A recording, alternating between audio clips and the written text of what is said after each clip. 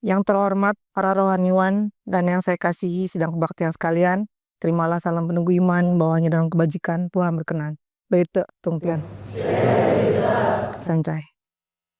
Puji dan syukur kita panjatkan kehadirat Tuhan Yang Maha Esa yang telah berkenan menurunkan rahmat dan karunia-Nya kepada kita semua, sehingga kita masih dapat hadir dan berkumpul di litang yang suci ini untuk melaksanakan ibadah kebaktian, dan yang terkhusus hari ini adalah memperingati hari wafat Nabi yang ke-2504.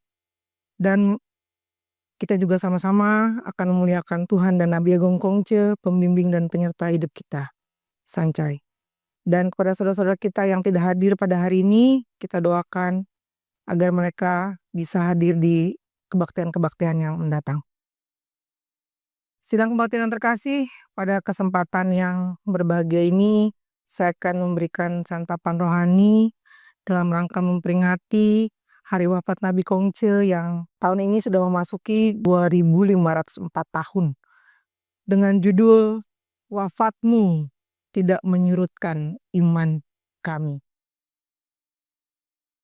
Sidang kebaktian terkasih, kalau kita lihat, dengar angka tersebut 2504, sedikit apa banyak? Lama apa sebentar? Yakin? Kita hidup di zaman apa sekarang?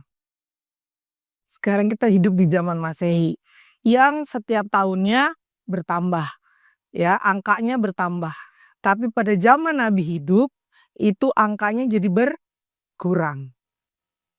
Ya, tadi diceritakan, sebenarnya bukan diceritakan ya, itu kejadian nyata. Tahun 481 ketika Kilin terbunuh. Ya, Kilin itu hewan suci. Ya, tadi sudah digambarkan bagaimana bentuknya Kilin itu. Ya, dan dia cuma datang pada saat-saat tertentu saja. Pada zaman Raja Suci Gyao dan Sun, terus ketika Nabi mau lahir, dan saat menjelang Nabi wafat, dia muncul. Makanya Nabi sangat terpukul. Ya, nah sudah digambarkan. Inilah 481. Waktu lagi Raja Ai itu berburu. Kenapa terus Nabi meninggalnya 479? Bukannya jadi bertambah. 481 bertambah kan? Kalau Masehi kan bertambah. 2021, 2022, 2023 begitu kan, bertambah kan? Kenapa kok sekarang mundur? Nah, itulah bedanya kita sekarang yang ada di tahun Masehi dengan zaman waktu lagi Nabi hidup sebelum Masehi. Karena dia dari ribuan tahun sampai akhirnya ke 0. Jadi 1 Masehi, 2 Masehi, seperti itu. Saya lanjutkan. Jadi sudah 2504 tahun kita kehilangan seorang yang agung, sempurna, lengkap, raja tanpa mahkota, yang mengabdikan dirinya untuk mengembalikan manusia yang sudah ingkar dari jalan suci, yang meninggalkan keluarganya, yang meninggalkan jabatannya selama 13 tahun, menjadi genta rohani Nabi Kongcu untuk mengembalikan orang-orang, manusia-manusia yang pada saat itu sudah ingkar dari jalan suci untuk kembali kepada tracknya, untuk kembali ke jalan yang benar. Dulu tidak ada yang namanya ibadah. Dulu tidak ada yang namanya kumpul-kumpul seperti sekarang ini. Nah, inilah tepatnya waktunya adalah kita untuk menjalani jalan yang benar. Ingat, kalau misalkan mau belok ke kiri melenceng, bukannya lagi gendarain kendaraan atau jalan kaki ya, belok gitu bukan. Tapi perbuatan kita yang sudah agak melenceng, kita ingat, oh iya, kita minggu kemarin ke Litang, ya, terlepas dari nggak dengerin khotbah, nggak dengerin Ciangtau, tapi saya nyanyi, saya baca ayat, berarti saya harus kembali, ya, seperti demikian. Baik, saya lanjutkan. Bapak Ibu yang terkasih, sekian lama 13 tahun Nabi menjadi genta rohani, berkeliling ke seluruh negeri, dan dia menerima ya dan mengalami begitu banyak cobaan-cobaan ya yang membuatnya hampir saja celaka bersama dengan para murid-muridnya. Tapi Nabi dengan para murid tidak gentar, tidak takut, dan bahkan Nabi selamat sampai kembali lagi ke negeri Lo. Ya, bahkan muridnya yang tadinya cuma ratusan menjadi ribuan setelah Nabi berkeliling, menjadi gentar rohani Tuhan, menjadi boktok, ya, menjadi muto yang mengembalikan iman orang-orang pada saat itu, apalagi para pejabat. Nabi menjadi gentar rohani, ya, itu ketika raja muda dan raja-raja pada tanggal 22 Desember yang sebenarnya harus melaksanakan persembahyangan, dan setelah melaksanakan sembahyang, semuanya itu harus dibagikan, tapi rajanya tidak melakukan itu. Sehingga Nabi merasa terpukul karena mereka sudah lalai dengan tugas-tugasnya. Raja-raja itu leha-leha dengan minum-minum dengan para perempuan, sehingga Nabi dengan muridnya mulai meninggalkan negeri Lo. Ya, Bapak Ibu. Kembali lagi, jadi Nabi punya keyakinan, saya harus mengembalikan ya orang-orang yang sudah tidak dalam jalan suci untuk kembali ke jalan suci, melakukan banyak-banyak kebajikan. Ngomong sebelum saya lanjutkan, Bapak Ibu tahu gak? Saya 3 kali berturut-turut setiap tahun dapat tugas pas wafat. Ya, yang pertama nggak pakai slide, yang kedua pakai slide. Kalau sekarang saya nggak pakai slide, saya pakai ini aja. Bawa ntar saya kasih tunjuk ya. Jadi ini udah kali ketiga dan berturut-turut. Saya nggak tahu ini sengaja atau memang iya, ini amanah banget buat saya. Ternyata saya yang berdiri di sini memperingati hari wafat Nabi ini kali ketiga. Baik, saya lanjutkan. Seperti kita ketahui bahwa Nabi wafat pada usia 72 tahun pada tahun 479 sebelum Masehi. Ya. Dan mari kita renungkan tadi yang sudah dibacakan oleh Ibu Mimi. Ya, ada beberapa kejadian yang saya cuma ambil garis besarnya yang tadi ya. Yang sebenarnya juga mengharukan sekali walaupun sudah 2540 tahun. Yang pertama tadi kejadian menjelang Nabi berpulang. Yang satu udah pasti gugurnya sang kilin, ya, sampai dia benar-benar syok, ya. Gimana tadi? Kilin, mengapa menampakkan diri? Mengapa engkau menampakkan diri? Ya. Selesai pula lah kiranya perjalananku sekarang ini. Kemudian Nabi bernyanyi dengan penuh haru ya. Pada zaman Tonggyao. Tonggyao itu adalah Raja Suci Purba. Dan Gisun penerusnya muncul pesiar kilin dan burung hong. Kini bukan waktumu, apa yang hendak kau cari? Kilin, kilin, sungguh aku bersedih. Bapak Ibu, kilin tidak ada makamnya, tidak ada kuburannya. Ya, karena tadi dia binatang suci, dia juga tidak menapak, tidak jalan di bumi, ya. Makanya gambarannya dia seperti ada di awan, gitu. Yang kedua, Raja Negeri C terbunuh.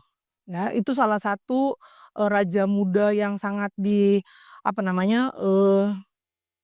dihormati sama Nabi, ya.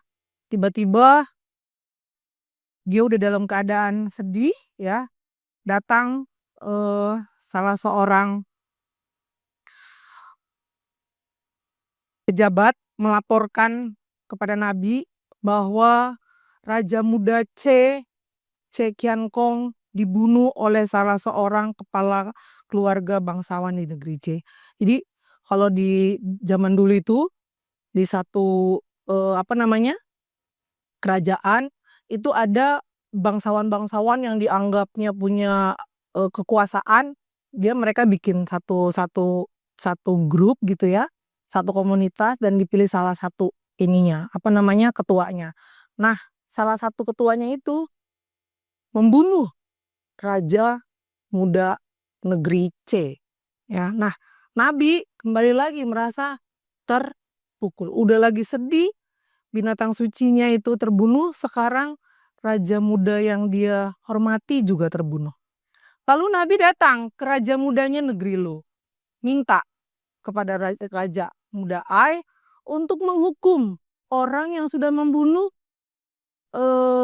raja muda negeri C.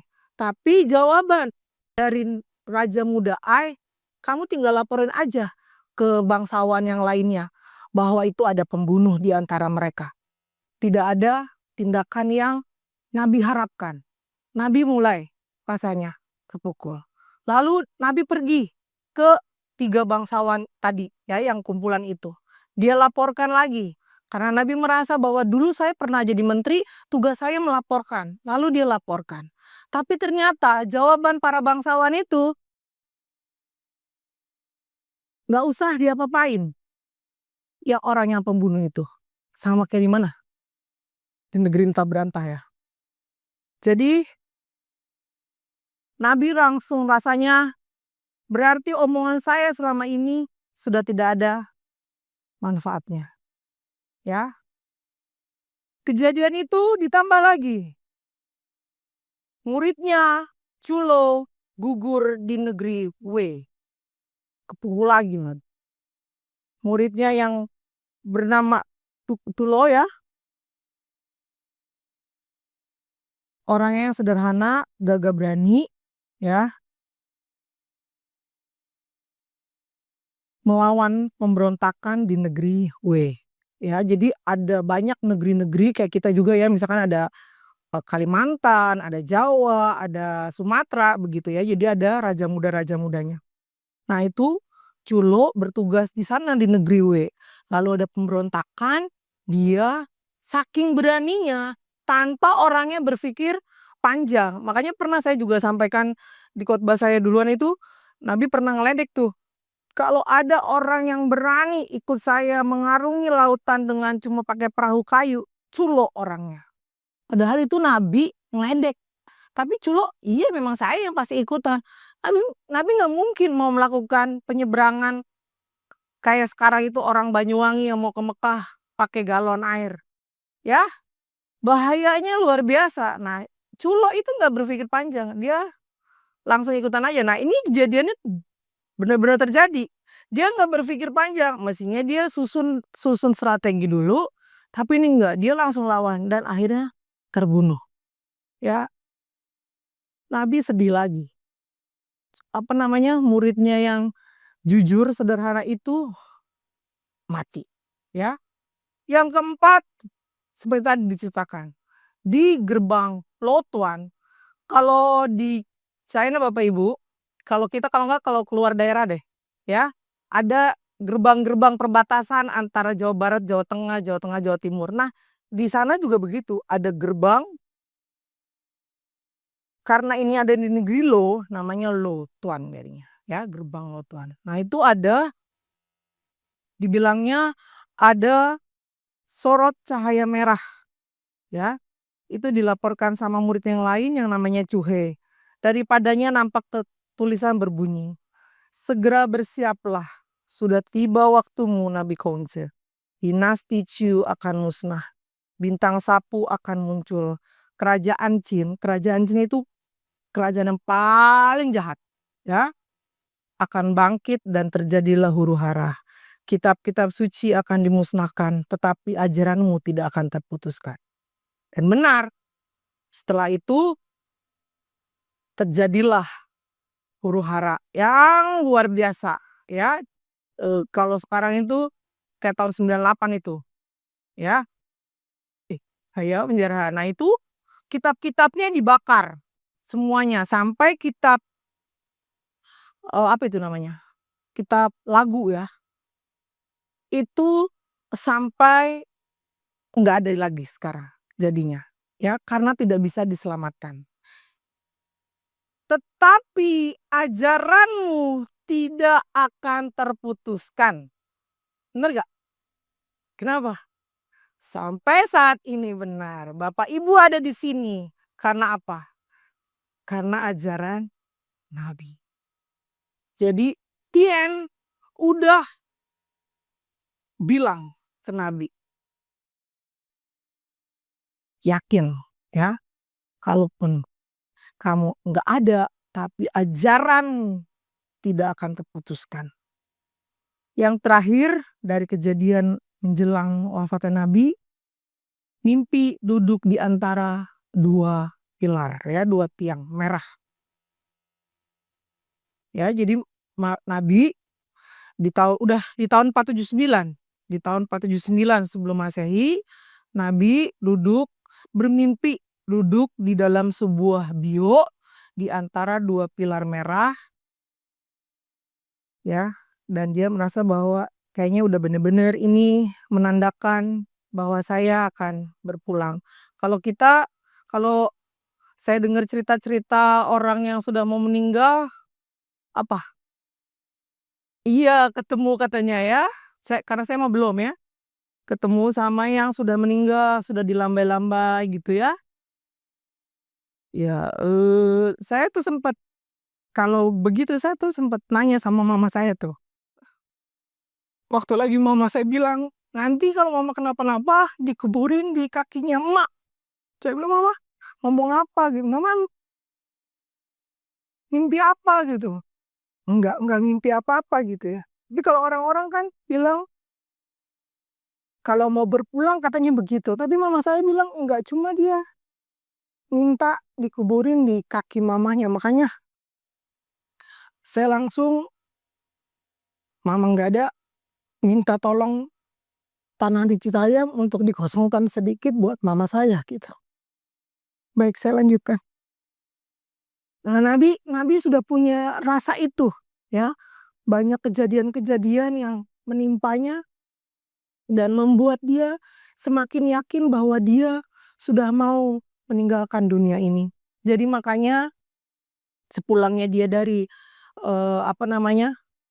menjadi genta rohani, dia siapkan semuanya ya, hasil dari berkelilingnya itu, dan pada menjelang hari-hari terakhirnya dia selesaikan semua kitab-kitab itu dan dia serahkan kepada Tien menghadap bintang utara.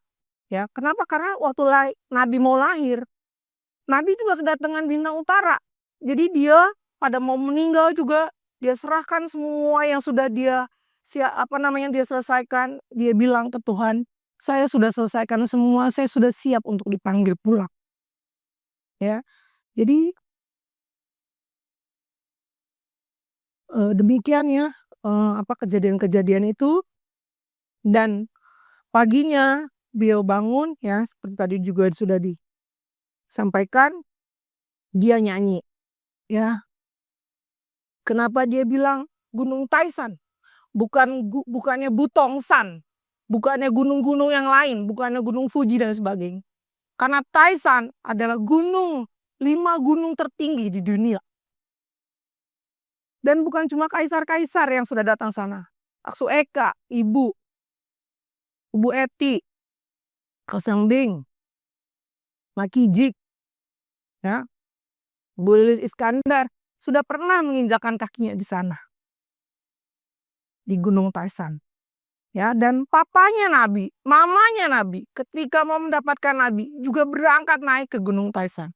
Jadi Nabi merasa bahwa kalau sampai Gunung Taisan runtuh, pohon balok-balok semua patah, Sang Budiman gugur, di mana dunia?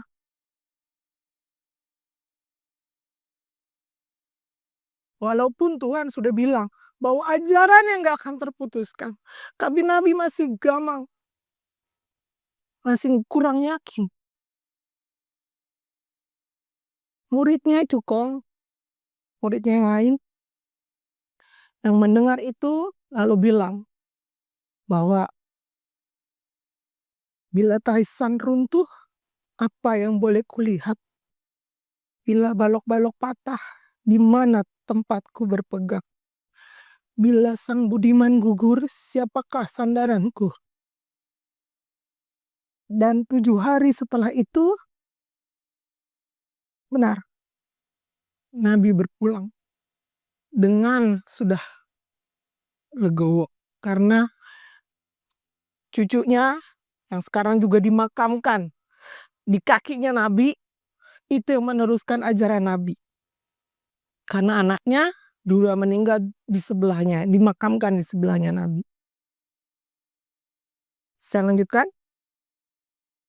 Benar, 2504 tahun Nabi sudah meninggalkan kita. Kembali lagi saya bilang, Gunung Taisan tidak runtuh. Balok-balok yang dimaksud pun tidak patah. Sang Budiman boleh gugur, tapi ajarannya tetap berdiri kokoh. Bahkan di Taisan sekarang ini sudah ada Kong Miao-nya. Haksu Eka dengan diiringi badai, ya. Haksu Eka berangkat tahun 2019 di bulan November itu saat hujan salju.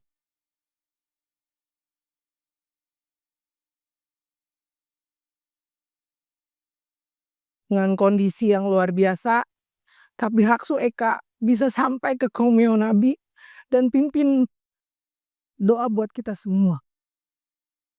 Tahun 2019. Luar biasa. Jadi Gunung Taisan masih kokoh berdiri. Kong Miao Nabi juga ada di Taisan. Dan di sana didampingi sebelah kiri itu ada Ganyan sama Cingcu, ya, di sebelah kirinya Nabi. Ada Kim Sin-nya. Lalu di sebelah kanannya itu ada Cusu sama Bingcu.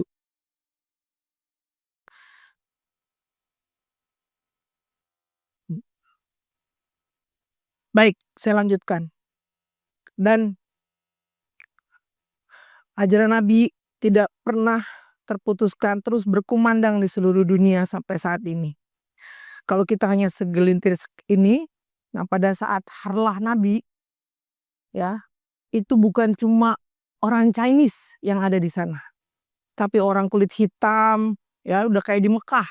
Kalau harlah, ya, itu orang berkumpul pada saat harlah di Kong Miao-nya. Jadi agama Konghucu bukan milik orang Chinese. Bahkan kemarin, ya, berapa minggu yang lalu itu, ya, Ibu Ernawati sudah meyakini.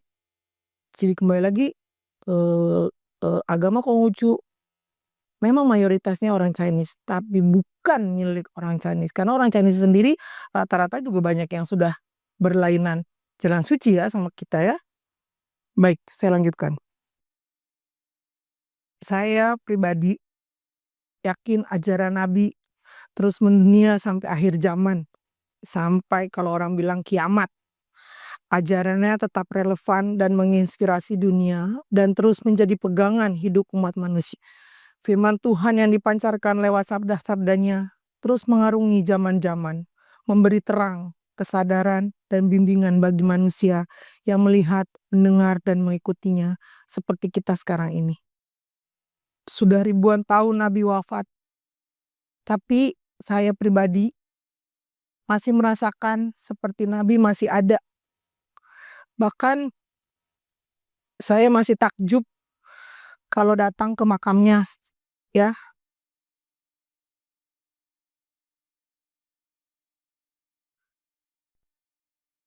Dengan makamnya,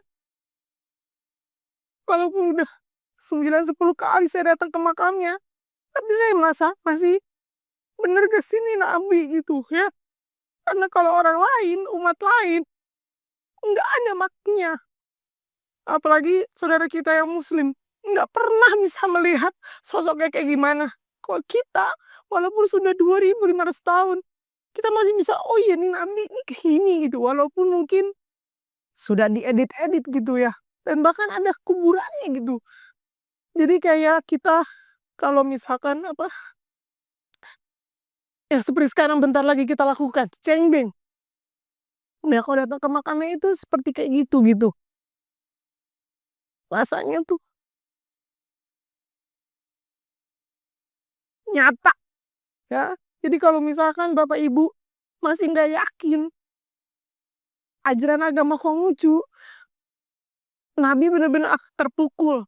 Ya, karena memang nyata agama Konghucu itu ada, nabinya pun juga ada. Ini Bapak Ibu, ya. Kalau Bapak Ibu belum pernah lihat atau udah pernah lihat tapi masih, ya, kalau ini pada musim panas. Jadi gunungannya itu ya, gundukannya itu rumputnya kering. Tapi kalau musim semi ini, ya, kalau di kita cuma pasti hijau sama dipenuhi alang-alang. Ya, makanya sekarang mungkin pada Teichua itu bersih-bersihin kuburannya. Nabi itu nggak pernah, kuburannya itu saya lihat itu setiap saya kalau datang itu beda-beda musim, tapi nggak pernah banyak alang-alangnya. Ya, dan sama persis sama kayak kita juga. Makanya mungkin kuburannya mama papa kita ya merefleksikan dari kuburan Nabi. Ya, di depannya ada altarnya seperti begini. Jadi ini beneran nyata Bapak Ibu, kuburannya ada. Ya. Dan kalau nggak percaya juga tempat lahirnya Nabi ini. Ya, cuma ini sudah karena berapa tahun Nabi lahir? 2576. Jadi ini pintu guanya sudah turun. Kalau dulu ini setinggi papanya Nabi itu masuk ke dalam. Papanya Nabi itu tinggi sekali, kan dia jenderal. Jadi ini ada semuanya, ini nyata, ya. Kalau umat agama lain, saya nggak tahu dah, ya. Tapi yang saya dengar bahwa nggak ada kuburannya sama sekali, nggak ada tempat kelahirannya yang kayak gitu ya. Baik, saya lanjutkan. Kalau Nabi sudah wafat ribuan tahun, semoga iman kami tetap kokoh sekokoh gunung Taisan, dan semoga kemangkatan Nabi menambah tekad kami untuk terus mengimani agama Konghucu dengan rajin datang kebaktian dan menjalankan ajaranmu, serta terus meneladani keteladanan Nabi dalam hidup dan kehidupan kami seperti yang terdapat dalam kitab Sabda Suci Jilid 7 pasal 22. Nabi ingatkan kita, tiap kali jalan bertiga, niscaya ada yang dapat kujadikan guru. Kupilih yang baik, kuikuti, dan yang tidak baik kuperbaiki. Yang satunya lagi, Sabda Suci Jilid 6 pasal 30 ayat yang ketiga. Seorang yang berperi cinta kasih ingin dapat tegak, maka berusahalah agar orang lain pun tegak. Ia ingin maju, maka berusahalah agar orang lain pun maju. Dan saya berterima kasih kepada Makin Depok yang sudah memberi kesempatan buat saya untuk juga ikut maju bersama dengan umat dan rohaniwan lain, dan semoga yang lainnya pun juga umat ya bisa meneladani bukan cuma organisasinya tapi diri pribadi masing-masing bisa meneladani keteladanan Nabi. Mari kita sama-sama menjalankan apa yang sudah Nabi canangkan, apa yang sudah Nabi sabdakan untuk hidup dan kehidupan kita hari ini dan seterusnya. Dan sebelum saya turun, mari kita nyanyikan sebuah lagu berjudul Takkan Terganti.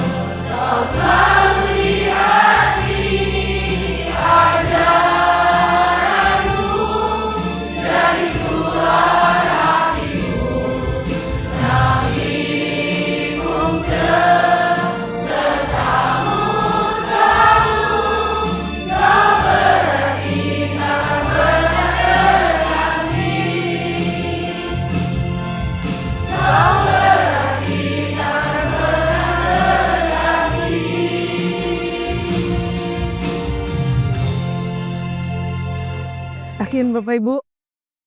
Akan terganti kalau saya nggak akan. Walaupun keluarga suami saya Kristen, saya takkan menggantikan Nabi Kongce dengan nabi-nabi yang lain. Dan